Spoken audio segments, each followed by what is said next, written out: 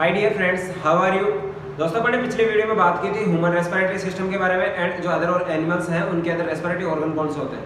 आज अपने इस वीडियो के अंदर अपन बात करने वाले हैं ब्रीथिंग के बारे में, किस प्रकार की ब्रीथिंग की मैकेनिज्म होती है इस प्रकार से, या फिर अपन बात कर सकते हैं ट्रांसपोर्टेशन होता है कार्बन डाइऑक्साइड और ऑक्सीजन का। तो इन टॉपिक्स के बारे में अपन बात करने वाले हैं। तो सबसे पहले आज का अपना जो टॉपिक रहेगा वो रहेगा मैकेनिज्म ऑफ ब्रीथिंग।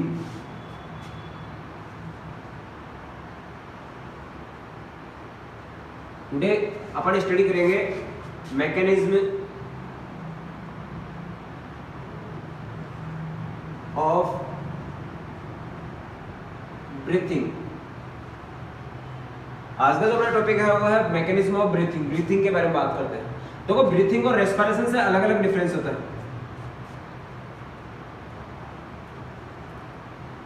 यहाँ रेस्पिरेशन और ब्रीथिंग में बहुत सारे डिफरेंस है। रेस्पिरेशन मींस क्या होता है, जो भी आपका फूड जो होता है उस फूड के ऑक्सीडेशन से क्या होता है, एनर्जी प्रोड्यूस होना।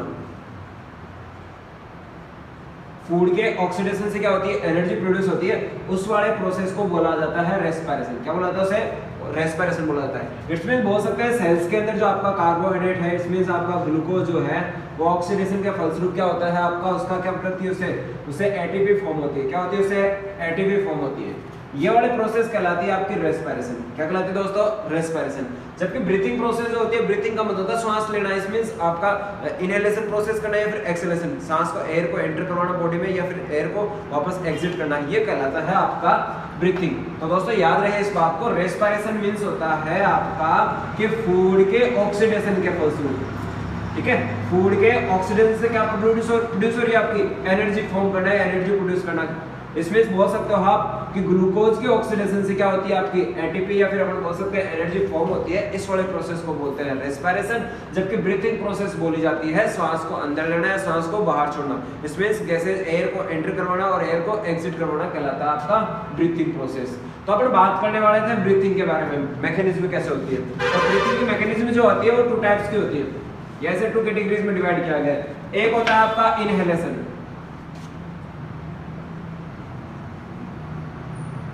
एक होता है आपका इनहेलेशन एंड एक नेक्स्ट होता है आपका एक्सहेलेशन। एक है इनहेलेशन एंड एक है एक्सहेलेशन। इनहेलेशन प्रोसेस के अंदर क्या होता है, जो भी एयर होती है जो एटमॉस्फेयर के अंदर है, एटमॉस्फेयर के अंदर जो एयर प्रेजेंट है, अपन इसका बात करते थे इसका कंपोनेंट कौन कौन से होते हैं या कितने थे। ये एयर जो होती है किस किस से कंसिस्ट होती है, मैं बता देता हूँ। एटमॉस्फेयर के अंदर सबसे ज्यादा पाई जाती है आपकी नाइट्रोजन गैस। कौन सी गैस पाई जाती है सबसे ज्यादा? नाइट्रोजन गैस, जिसकी लगभग एटमॉस्फेयर अमाउंट जो होती है उसकी होती है 78%। कितनी परसेंट होती है? 78%। इसके बाद नेक्स्ट गैस आती है आपकी मैक्सिमम अमाउंट में ऑक्सीजन, और ऑक्सीजन की जो अमाउंट होती है वो होती है 21%। कितनी होती है दोस्तों? 21%। एंड अदर जो गैसेज है, अदर गैसेज है वो रिमेनिंग होती है 1%। ऐसा करके टोटल 100% गैसें मिल जाती है। इनमें भी अगर CO2 की अगर अमाउंट पूछी जाए तो CO2 की जो अमाउंट होती है वो होती है 0.03%। आपकी क्या पाई जाती है? आपकी कार्बन डाइऑक्साइड गैस पाई जाती है, CO2 का गैस पाई जाती है। ये एटमॉस्फेयर के अंदर मैक्सिमम अमाउंट में पाई जाने वाली गैसेज जो होती है। अच्छा, ये जो इससे इन सब के अपन बोल सकते हैं फ्यूज होने से या फिर अपन इनके कंबाइंड होने से क्या बन जाती है? एयर बनती है। क्या बनती है? इससे एयर। और इसी एयर को अपन क्या करते हैं, इनहेलेशन प्रोसेस के अंदर अपनी बॉडी के अंदर एंटर करवाते हैं। ये सारी गैसें जो एटमॉस्फेयर के अंदर प्रेजेंट है, इन सारी गैसों का जो मिक्सचर है, उसी मिक्सचर को या मिश्रण को क्या कहता है, बॉडी के अंदर एंटर करवाया जाता है। उस वाले प्रोसेस को बोलते हैं अपन इनहेलेशन। क्या बोलते हैं उसको? इनहेलेशन। अच्छा, इनहेलेशन के अंदर कौन कौन से ऑर्गन जो होते हैं वो हेल्प करते हैं अपने को, कौन कौन से ऑर्गन जो है वो हेल्प करते हैं। देखो, सबसे पहले अगर ब्रीथिंग के अंदर अगर अपन इनहेलेशन प्रोसेस कर रहे हैं, उस कंडीशन के अंदर क्या होगा कि अपना जो नोज है उसे नोस्ट्रिल्स हैं, नोस्ट्रिल्स के अंदर नेसल कैविटी है, उनके अंदर क्या होगा, एयर अपनी एंटर हो जाएगी। एयर एंटर होगी, उसके बाद क्या कहाँ पहुंचेगी? लैरिंग्स के अंदर, और लैरिंग्स से पहुंचेगी ट्रेकिया के अंदर, और ट्रेकिया से ब्रोंचिया के अंदर, और ब्रोंचिया से लंग्स के अंदर जाएगी। जैसे ही लंग्स के अंदर जाती है तो एल्वुलर स्ट्रक्चर होती है जिसको बोलते हैं एल्वुलाई। ये एल्वुलर स्ट्रक्चर जो होती है ये क्या करेगी, आपकी ये गैस है ऑपरेट करेगी या फिर कलेक्ट करेगी। यहाँ क्या होगी, एयर जो आपके वो कलेक्ट हो जाएगी। अच्छा, इसके बाद में जैसे इसके अंदर गैस एंटर होगी, इसका क्या हो जाएगा, वॉल्यूम बढ़ जाएगा। अब इसकी साइज जो होगी वो लगभग क्या हो जाएगी, थोड़ी सी एक्सपेरिमेंटली थोड़ी ज्यादा हो जाएगी। इसकी साइज इंक्रीज हो गई एक्सटर्नल तरीके से, ठीक है, साइज इसकी क्या हो गई, इंक्रीज हो गई। इस कंडीशन में क्या होगा, ये जो एल्वुलर स्ट्रक्चर है ये प्रेशर डालेगी आपके ज्यादा वॉल्यूम की वजह से रिब्स केज पर। रिब्स जो होती है, पसलियाँ जो होती है, रिब्स जो होती है वो होती है 24 और रिब्स केज के अंदर एक जो बोन होती है वो ऐड कर दी जाती है जो होती है सामने की तरफ यहाँ से, जिसको बोलते हैं स्टर्नम बोन। कौन सी बोन बोला जाता है? Sternum bone. और इसके अलावा 24 बोन्स जो होती है उनको बोला जाता है रिब्स। तो ribs plus 1 sternum is called sternum ribs cage. क्या बोला जाएगा उसे? Ribs cage. ये रिब्स केज जो क्या करेगा, ये क्या करेगा, वॉल्यूम की वजह से रिब्स केज ऊपर की तरफ उठेगा, इसके अंदर प्रेशर लगेगा और लंग से तो ये ऊपर की तरफ आएगा, ठीक है। इसी के अलावा नीचे की तरफ बॉडी के अंदर पाया जाता है, या इस रेस्पिरेटरी ऑर्गन से हेल्पफुल ऑर्गन और है डायफ्राम। डायफ्राम जो होगा वो क्या होता है, डोम लाइक स्ट्रक्चर में होगा, वो आ जाएगा फ्लैट स्ट्रक्चर में, जैसे कि अपन पहले बात कर चुके हैं इसके बारे में। ये फ्लैट लाइक स्ट्रक्चर में आ जाएगा। एल्वोल स्ट्रक्चर जो होती है उसका डायमीटर क्या हो जाएगा, या उसकी साइज हो जाएगी, वॉल्यूम जो हो जाएगा उसका इंक्रीज हो जाएगा। इस प्रकार से गैसेस इसके अंदर एंटर हो जाएगी। ये वाली प्रोसेस होती है फ्रेंड्स इनहेलेशन। कौन सी प्रोसेस होती है? इनहेलेशन प्रोसेस होती है। अब नेक्स्ट बात करते हैं एक्सहेलेशन। एक्सहेलेशन का मतलब होता है एयर को एग्जिट करवाना। इनहेलेशन के अंदर एयर को एंटर करवाते हैं बॉडी के अंदर, जबकि एक्सहेलेशन के अंदर क्या करते हैं, बॉडी से एयर को वापस रिलीज कर दिया जाता है। इस कंडीशन के अंदर क्या होगा, जो अपने रिब्स केज जो था उस रिब्स केज जो रिब्स है वो क्या करेगी, वापस से फोर्स डालेगी, किसके ऊपर, अगेंस्ट फोर्स डालेगी वापस अब लंग्स के ऊपर। इसके अलावा अपना जो डायफ्राम है जो डोम लाइक स्ट्रक्चर के अंदर आ गया, सॉरी डोम लाइक स्ट्रक्चर से फ्लैट लाइक स्ट्रक्चर के अंदर आ गया, वो भी अपनी नॉर्मल कंडीशन के अंदर आने की कोशिश करेगा। तो इसमें वो क्या करेगा, वापस से डोम लाइक स्ट्रक्चर फॉर्म करना स्टार्ट कर देगा। इसमें नीचे से प्रेशर डालना स्टार्ट करेगा। जैसे लंग्स पे प्रेशर डालेगा तो लंग्स जो होंगे नीचे की तरफ से पिचकते जाएंगे, आपके सिकुड़ते जाएंगे, और जबकि जो है ऊपर की तरफ से भी क्या होते जाएंगे, कंप्रेस होते जाएंगे। जैसे कंप्रेस होंगे ऊपर से और नीचे से, ऐसे में क्या होगा, आपके एरोल स्ट्रक्चर जो होगी वापस कौन सी कंडीशन में आ जाएगी, नॉर्मल कंडीशन में आ जाएगी। और जो एयर जो है एंटर हुई थी वो क्या हो जाएगी, वापस से एग्जिट हो जाएगी। तो ऐसे करके वापस से एयर जो होगी उस शरीर से वापस बाहर आ जाएगी, जिसका पाथ क्या हो जाएगा, एल्वोलर स्ट्रक्चर, एल्वोलर स्ट्रक्चर से ब्रोंकिया, ब्रोंकिया से ट्रेकिया, और ट्रेकिया से आपका लेरिंग्स हो गया, लेरिंग्स से आपका नेसल कैविटी होगी, फिर नोस्ट्रिल हो गया, नोस्ट्रिल से नोज हो गया, नोज से एटमॉस्फेयर हो गया। इस प्रकार से आपकी एक्सहेलेशन प्रोसेस होती है। तो अपन ने बात कर ली एक टॉपिक के बारे में, मैकेनिज्म ऑफ ब्रीथिंग, जिसके अंदर आती है इनहेलेशन प्रोसेस और एक आती है एक्सहेलेशन प्रोसेस। इसके बाद दोस्तों पूछा जाता है ट्रांसपोर्टेशन, कि यहाँ से अब यहाँ से जो एयर आ रही है, जो एयर प्रेजेंट है जिसमें आपके सारे गैसें जो है, जो सारा गैसों का जो मिक्सर है वो मिक्सर यहाँ आ गया। अब यहाँ से ये गैसेज आगे कहाँ तक ट्रांसपोर्ट होती है, कैसे ट्रांसपोर्ट होती है, उसके लिए एक एक्स्ट्रा टॉपिक आता है जिसका नाम होता है transportation of gases in human body. तो अब पढ़ते हैं ट्रांसपोर्टेशन के बारे में। Transportation of gases,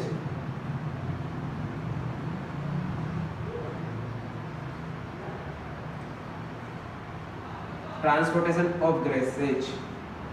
transportation of gases के अंदर अगर अपन बात करें सही से, तो ट्रांसपोर्ट जो होता है गैसेज का, कौन से गैसेज का होता है, यहाँ जब से मान लीजिए अपने एल्वोलर स्ट्रक्चर प्रेजेंट किए, ये क्या कर लिया, एल्वोलर स्ट्रक्चर फॉर्म कर लिया। इस एल्वोलर स्ट्रक्चर, जैसे मान लीजिए एल्वोलर स्ट्रक्चर ऐसे आ गई, ये इसका एट्रियम पार्ट आ गया, अपने बात की थी पहले, ठीक है, ये एट्रियम पार्ट आ गया। इसके बाद बोला ये जो वेल्यूलर स्ट्रक्चर है इसे बोला जाएगा एट्रियम। अच्छा, इसी एट्रियम के चारों तरफ क्या होता है, इस एट्रियम के इसके चारों तरफ क्या होता है, ब्लड वेसल्स जो होती है वो कनेक्ट होती है, इसके आगे इसको अटैच करके रखती है, फिर इसको कवर करके रखती है। जैसे इसमें से कोई गैस एग्जिट होती है, एंटर होती है, वो जाएगी डायरेक्ट ब्लड में, कहा जाती है दोस्तों ब्लड में। तो ऐसे में क्या होगा, यहाँ से मान लीजिए अपन ने बात कर ली कि यहाँ से कोई ब्लड ट्यूब्स आ रही है, यहाँ से क्या आ रही है, कोई ब्लड ट्यूब्स आ रही है, यहाँ से ब्लड ट्यूब्स आई, इसके अंदर आ रहा है आपका ब्लड, क्या आ रहा है दोस्तों, ब्लड, और ये हो गई आपकी ब्लड वेसल्स, क्या हो गई आपके ब्लड वेसल्स। इस ब्लड वेसल्स के अंदर ब्लड फ्लो हो रहा है। अब ब्लड फ्लो होगा तो आप जानते हैं ब्लड के अंदर पाया जाता है आरबीसी। क्या पाई जाती है ब्लड के अंदर, एक सेल्स परसेंट होती है जो 99% होती है, सबसे ज्यादा पाए जाने वाली ब्लड सेल्स होती है आपकी आरबीसी। 99% क्या होती है, आरबीसी परसेंट। इसी आरबीसी के अगर सेंटर पॉइंट में बात की जाए तो सेंटर पॉइंट में होता है हीमोग्लोबिन, क्योंकि ये न्यूक्लियस लेस सेल है, ये न्यूक्लियस लेस सेल है, इसलिए इसमें न्यूक्लियस तो परसेंट होता नहीं है, बाकी क्या परसेंट होता है इसके अंदर, हीमोग्लोबिन परसेंट होता है। हीमोग्लोबिन जो होता है वो एक प्रकार से रेस्पिरेटरी पिगमेंट होता है। क्या होता है, एक प्रकार से रेस्पिरेटरी पिगमेंट होता है, ठीक है। अब ये रेस्पिरेटरी पिगमेंट जो हीमोग्लोबिन है, ये क्या करता है, आपकी गैसेज जो होती है उनको अटैच करने का काम करता है, उसको या फिर उसको कंबाइन करने का काम करता है, उसको ट्रांसपोर्ट करवाता है। तो यहाँ से मान लीजिए अपन सबसे पहले जैसे यहाँ से ब्लड फ्लो हो रहा है तो उसके अंदर आ रही है हीमोग्लोबिन, क्या आ रहा है उसके अंदर, हीमोग्लोबिन। यहाँ से जो एल्वेओलर स्ट्रक्चर की जो मेम्ब्रेन अपन ने जिसकी बात की थी कि इसकी मोटाई जो होती है 0.02 ये म्यू मीटर होती है, कितनी होती है, 0.02 म्यू मीटर होती है। अच्छा, ये क्या करेगी, यहाँ से अब क्या होगा, यहाँ से ऑक्सीजन ब्लड में आएगा, ये इस मेम्ब्रेन से डिफ्यूजन प्रोसेस के द्वारा, कौन सी प्रोसेस होती है यहाँ पर, डिफ्यूजन प्रोसेस होती है। डिफ्यूजन प्रोसेस के द्वारा क्या होगी, आपकी गैस जो होती है एल्वेओलर स्ट्रक्चर से किसमें आ जाएगी, ब्लड वेसल्स के अंदर आ जाएगी। जैसे इसके अंदर आएगी क्या हो जाएगा, आपका हीमोग्लोबिन है वो अटैच हो जाता है ऑक्सीजन से, किससे अटैच हो जाता है, ऑक्सीजन से, और ये बढ़ जाएगा आपका ऑक्सी हीमोग्लोबिन। क्या बढ़ जाएगा, ऑक्सी हीमोग्लोबिन बन जाएगा। ये ऑक्सी हीमोग्लोबिन क्या करेगा, सेल्स तक ट्रांसपोर्ट हो जाएगा, कहाँ तक, सेल्स तक ट्रांसपोर्ट। अच्छा, वापस अगर कार्बन डाइऑक्साइड लेके आता तो क्या होगा उस कंडीशन में, जैसे मान लीजिए ब्लड आ रहा है उसके साथ में कार्बन डाइऑक्साइड आ रही है, इसका मतलब ये बोल सकते हो आप HbCO2 carbon oxy haemoglobin, carbon oxy haemoglobin आ रहा है। ये ऑक्सी हीमोग्लोबिन जैसे आएगा तो ये क्या करेगा, CO2 को रिलीज कर देगा इंटरनल पोर्शन के अंदर, और वापस क्या करेगा, जैसे ही नीचे आएगा ये हीमोग्लोबिन वापस किससे जुड़ जाएगा, ऑक्सीजन से जुड़ जाएगा। ऐसे वाली प्रोसेस होती है। इसमें अपन ये बोल सकते हैं यहाँ पर टू गैसेज जो होती है उनका सबसे ज्यादा इंपॉर्टेंस होता है, एक होता है ऑक्सीजन का और एक होता है CO2 का। अब इसी प्रकार से ट्रांसपोर्टेशन सिस्टम को भी टू टाइप्स में कैटेगरीज में डिवाइड कर सकते हैं गैसेज के ट्रांसपोर्ट को। एक बोल सकते हैं अपन ऑक्सीजन का ट्रांसपोर्ट और एक बोल सकते हैं अपन कार्बन डाइऑक्साइड का ट्रांसपोर्ट। तो दोस्तों देखते हैं ऑक्सीजन का ट्रांसपोर्ट कैसे होता है और कार्बन डाइऑक्साइड का ट्रांसपोर्ट कैसे होता है। अच्छा देखो, यहाँ से सबसे पहले बात करते हैं, इसके अंदर फर्स्ट आती है आपकी ट्रांसपोर्ट ऑफ ऑक्सीजन।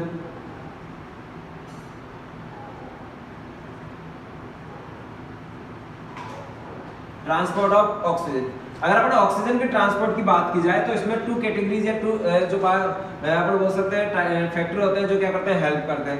पहला आता है by haemoglobin.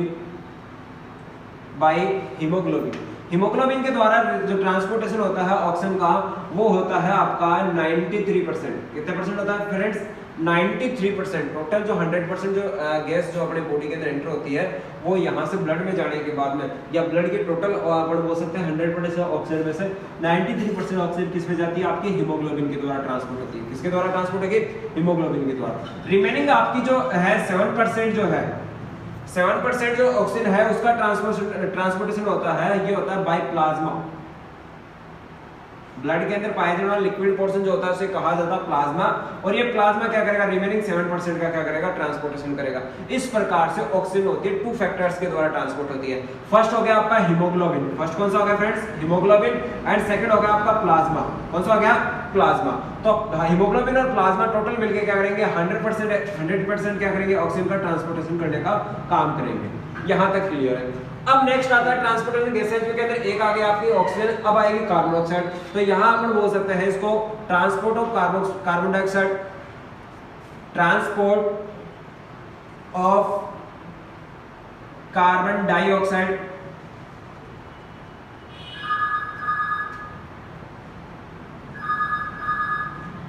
Transport of carbon dioxide. Transport of carbon dioxide के अंदर अगर अपन बात करें तो यहाँ ये कार्बन डाइऑक्साइड गैसेज जो होती है ट्रांसपोर्ट होती है, ये ट्रांसपोर्टेशन जो सिस्टम होता है ये 3 फैक्टर के द्वारा होता है। कितने फैक्टर के द्वारा होता है, 3 फैक्टर के द्वारा होता है। अब फर्स्ट फैक्टर आता है इसके अंदर आपका बाय हीमोग्लोबिन।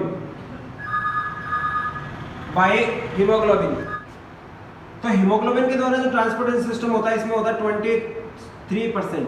कितने परसेंट कार्बन डाइऑक्साइड जो होती है ट्रांसपोर्ट होती है हीमोग्लोबिन के द्वारा, 23%। और 23% जो होती है वो होती है हीमोग्लोबिन, जिसे बोला जाता है यहाँ पर हीमोग्लोबिन जो होता है वो कार्बन डाइऑक्साइड से अटैच होता है, इसको बोला जाएगा कार्बोनोक्सीमोग्लोबिन, कार्बोनोहीमोग्लोबिन। क्या बोला जाएगा इसको, कार्बोनोहीमोग्लोबिन, क्योंकि कार्बन CO2 आ रहा है इसलिए इसका नाम पड़ जाएगा कार्बोनोहीमोग्लोबिन। तो कार्बोनोहीमोग्लोबिन के द्वारा ट्रांसपोर्टेशन वाले गैसेज के जो परसेंटेज अमाउंट है वो हो गई 23%। इसके अलावा बात करें सेकंड आता है आपका प्लाज्मा के द्वारा, सेकंड फैक्टर जो आ गया वो आ गया आपका प्लाज्मा, और प्लाज्मा के द्वारा होता है 7%। कितना परसेंट होता है प्लाज्मा के द्वारा, 7%। तो 7% ट्रांसपोर्टेशन जैसे उसमें होता है ऐसे इसी प्रकार से क्या होगा, प्लाज्मा के द्वारा 7% कार्बन डाइऑक्साइड का भी ट्रांसपोर्ट होता है। यहाँ दोस्तों नोटिस करते हैं 27 और 3 क्या हो गया 30%। अब रिमेनिंग जो 70% होता है, यहाँ तो टोटल परसेंट जो होता था ये हीमोग्लोबिन और सिर्फ ओनली प्लाज्मा के द्वारा, लेकिन यहाँ पर एक थर्ड फैक्टर और आता है जिसका नाम होता है बाइकार्बोनेट के द्वारा। बाइकार्बोनेट आयंस होते हैं बॉडी के अंदर या ब्लड के अंदर, जो बाइकार्बोनेट आयंस होते हैं उनके द्वारा क्या होता है कार्बन डाइऑक्साइड का ट्रांसपोर्टेशन होता है, वो होता है 70%। कितने परसेंट दोस्तों, 70% बाइकार्बोनेट्स जो होते हैं उनका ट्रांसपोर्टेशन होता है किसका, CO2 का। इसमें से आप बोल सकते हैं कि जैसे बोल सकते हैं बाइकार्बोनेट का फॉर्मूला हो गया HCO3+। ट्रांसपोर्टेशन ऑफ गैसेस के बाद में नेक्स्ट टॉपिक है अपना, टॉपिक आएगा अपने वॉल्यूम से रिलेटेड। जो रेस्पिरेटरी वॉल्यूम है वो रेस्पिरेटरी वॉल्यूम से रिलेटेड क्वेश्चन आता है। तो अपन बात करते हैं नेक्स्ट रेस्पिरेटरी वॉल्यूम।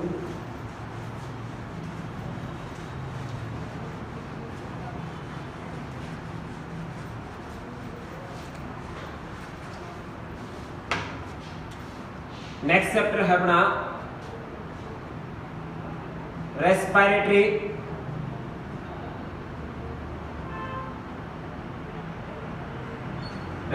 वॉल्यूम। अब रेस्पिरेटरी वॉल्यूम की अगर हम बात कर लें तो वॉल्यूम से रिलेटेड मतलब होता है कि कितने अमाउंट में अपन ऑक्सीजन या अपने एयर को एंटर करवा रहे हैं और कितने अमाउंट में एयर को अपने एग्जिट करवा रहे हैं, या कितने अमाउंट में अपने जो बॉडी के अंदर या लंग्स के अंदर जो आपका है एयर जो होती है वो प्रेजेंट होती है। इन्हीं सभी कंडीशनों को मिलाकर अपन बोलते हैं वॉल्यूम या रेस्पिरेटरी वॉल्यूम। इसमें फर्स्ट आती है आपकी, फर्स्ट आता है टाइडल वॉल्यूम। फर्स्ट आती है आपकी टाइडल वॉल्यूम। टाइडल वॉल्यूम का मतलब होता है कि ह्यूमन जो होते हैं या ह्यूमन जो नॉर्मल कंडीशन के अंदर वन टाइम में कितने ऑक्सीजन या कितने एयर को एंटर करवाता है और कितने अमाउंट में एयर को एग्जिट करवाता है, इस वाले प्रोसेस को बोला जाता है tidal volume.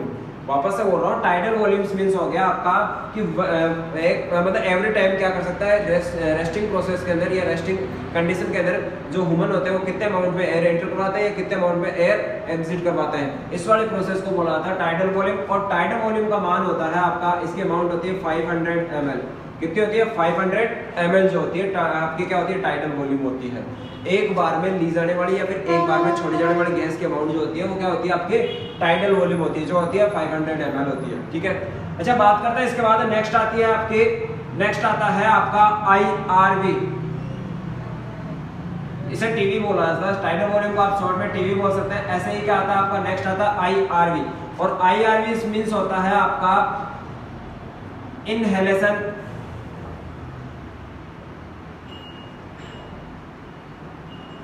Reserve volume. Inhalation reserve volume.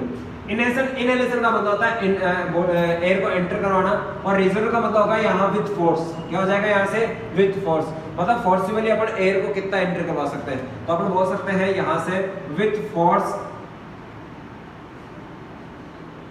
With force क्या हो सकती है आपकी, गैस कितने अमाउंट में बॉडी के अंदर एंटर होती है।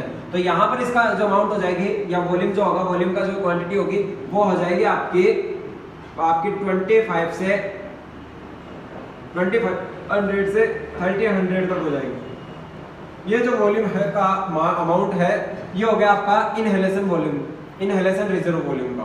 तो मैं बता देता हूँ, इनहेलेशन रिजर्व वॉल्यूम मींस होता है आपका कि एक बार में अपन अगर फोर्स के साथ में, अगर अपन फोर्स के साथ में कितने अमाउंट में अपन बॉडी के अंदर एंटर करवा सकते हैं, वो सारी की सारी जो एयर होती है वो कहलाती है आपकी इनहेलेशन रिजर्व वॉल्यूम, जिसकी अमाउंट होती है आपकी 2500 से 3000 के समथिंग होती है। ठीक है, इसके बाद नेक्स्ट वॉल्यूम जो आता है वो आता है आपका ERV। ERV मींस होता है एक्सहेलेशन रिजर्व वॉल्यूम। कौन सा हो गया, ERV acceleration reserve volume. Acceleration reserve volume means हो गया आपका ऐसे ही कि विथ फोर्स, विथ फोर्स कितने अमाउंट में अपन क्या कर सकते हैं, एयर को एक्सेलेशन कर सकते हैं। मींस जब दबाव के साथ में आप कितने अमाउंट को बॉडी से बाहर, कितने अमाउंट गैस को आप बॉडी से बाहर रिलीज करवा सकते हैं, छोड़ सकते हैं, वो बड़ा कहलाता है आपका एक्सेलेशन रिजर्व वॉल्यूम। और एक्सेलेशन रिजर्व वॉल्यूम की जो अमाउंट होती है वो होती है 1100 से 1200 ml। कितनी होती है, 1100 से 1200 ml। याद रहे दोस्तों, यहाँ से मैं वापस बोलता हूँ, टाइडल वॉल्यूम का मतलब होता है एक बार में रेस्टिंग प्रोसेस में, नॉर्मल कंडीशन में आप खड़े हैं, बैठे हैं या सो रहे हैं, उस कंडीशन में आप कितने अमाउंट में ऑक्सीजन, कितने अमाउंट में आप गैस को एंटर करवा रहे हैं या फिर कितने अमाउंट को एग्जिट करवा रहे हैं, दोनों प्रोसेस को इसको शामिल किया था। तो दोनों में कितने होते हैं, 500 ml 500 ml भी होता है। अच्छा बात करते हैं IRV का मतलब हो गया इनहेलेशन रिजर्व वॉल्यूम, और रिजर्व से रिलेटेड हो गया, इसका मतलब हो गया आपका फोर्स के साथ में, अगर आपको फोर्स के साथ में, दबाव के साथ में अगर आपको बोला जाए कि आप कितने अमाउंट में, आपकी कितनी कैपेसिटी है कि आप अमाउंट में आप एयर एंटर करवा सकते हैं, तो उसकी अमाउंट जो होती है वो होती है 2500 से 3500 ml होती है। कितनी होती है दोस्तों, 2500 से 3000 ml होती है। अच्छा, इसके अलावा क्या आता है, एक आता है ERV मतलब एक्सेलरेशन रिजर्व वॉल्यूम। इसमें एक्सेलरेशन का मतलब अब दबाव के साथ में अगर आपको बोला जाए कि कितने अमाउंट में आप थोड़ा सा स्टमक को चिपका के कंप्रेस करके क्या कर सकते हैं, आप कितने अमाउंट में जो एयर है उसको एग्जिट करवा सकते हैं। तो इसका मान जो होता है फोर्स के साथ में वो होता है 1100 से 1200 ml। कितना होता है दोस्तों, 1100 से 1200 ml। इसके बाद में आता है, एक आता है फोर्थ है आपका रिजर्व, अपन बोलते हैं रेसिडुअल वॉल्यूम।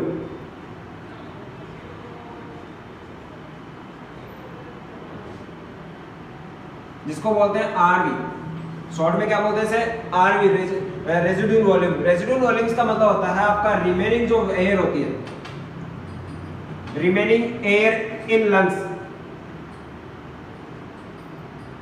लंग्स के अंदर कितने रिमेनिंग ऑक्सीजन सॉरी कितने रिमेनिंग आपकी एयर बच जाती है, वो वाला क्या कहलाता है, इसका रेसिडुअल वॉल्यूम या RV कहलाता है। इसमें से अपन बोल सकते हैं जैसे अपन एक्सेलेरेशन या इनहेलेशन प्रोसेस करते हैं, नॉर्मली अपन फोर्स के साथ में अपन ने ले लिया 2500 से 2500 ml अपन क्या कर ली, एयर एंटर करवा ली। इसके बाद में अपन ने क्या किया, वापस एक्सेलेरेशन किया, ERV किया, और अपन ने क्या कर दिया, वापस 1100 से 1200 ml जो एयर है उसको एग्जिट कर दिया। अब रिमेनिंग अपने लंग्स के अंदर टोटल जो रिमेनिंग जो एयर है उसके अमाउंट जो होते हैं उसको बोला जाता है बोला जाता है उसको RV, जिसे बोला जाता है रेसिडुअल वॉल्यूम। और इसकी जो अमाउंट होती है, ये होती है अमाउंट इसकी आपकी होती है 1000 से 1100 ml जो होती है आपकी, कौन सी एयर होती है आपकी, रेसिडुअल वॉल्यूम होती है। 1000 से 1100 ml जो आपकी एयर होती है वो कौन सी होती है, आपकी रेसिडुअल वॉल्यूम। नेक्स्ट जो आपका वॉल्यूम जो होता है वो होता है वाइटल वॉल्यूम या वाइटल कैपेसिटी बोल सकते हैं इसको। वाइटल कैपेसिटी जो होती है उसे शॉर्ट में बोला जाता है VC।